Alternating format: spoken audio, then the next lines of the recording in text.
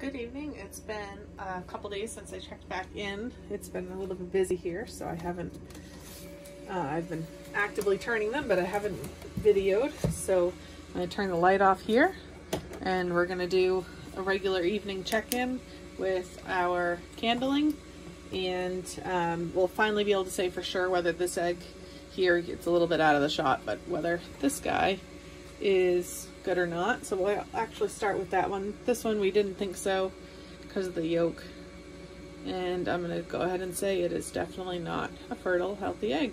So that one will be removed.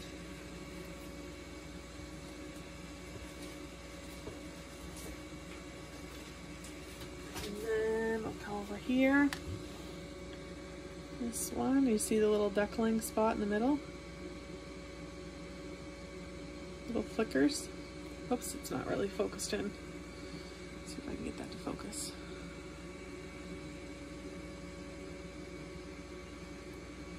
See a little duckling developing?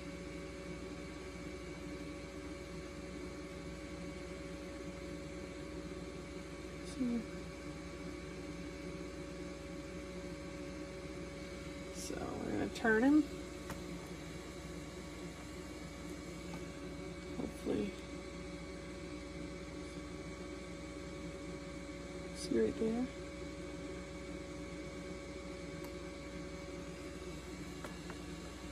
So some of these larger eggs are probably going to be a Pekin khaki cross, like the two large eggs we just looked at. Try to get the balance there. We go. In the back here, these two itty bitty eggs, like that's pretty much guaranteed going to be a khaki purebred, just because of the size of the egg. Oh, he's down here.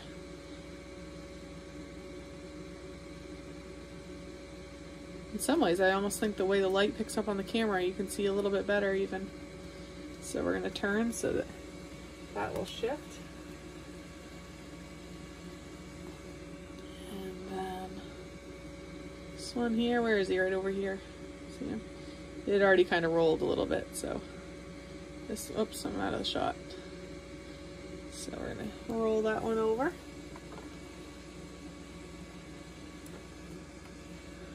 And here's another one.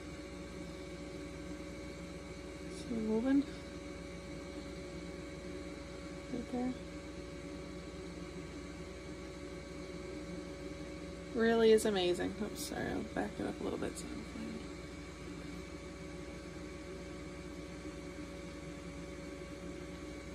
So if you have any questions, please post in the comments so that I can answer them. If you're home with some kiddos for homeschooling, with a lot of people being home because of the COVID-19, it's I'd love to have the opportunity to help teach some kids about this process. So if you have any questions, have them post, and I'll answer them in the next evening's video.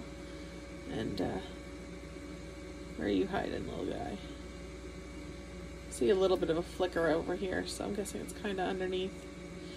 As they develop, it's going to be harder and harder to see the distinct, the best shots you get are right in the beginning. See, this one's pretty light colored. I think I commented last time, this one almost seems like it's a day behind the rest, which it could very well be. So we'll keep an eye on the, like when it comes time to hatch, they're not looking as well as the others. So this one is our cracked one. We'll probably do a follow-up. I haven't decided whether to tape this one or not. I've kind of read both for and against. It seems to be holding up okay. So I need to read a little bit more up before I feel confident that taping won't hinder, because it's covering a little bit of the air pocket up here. You see all the crack right there. And so that's going to be where he's going to be putting his beak at the end of it. So I also don't know whether that's a good spot to put tape. This is the other questionable one. Again, see, no duckling, so this was not a fertile egg.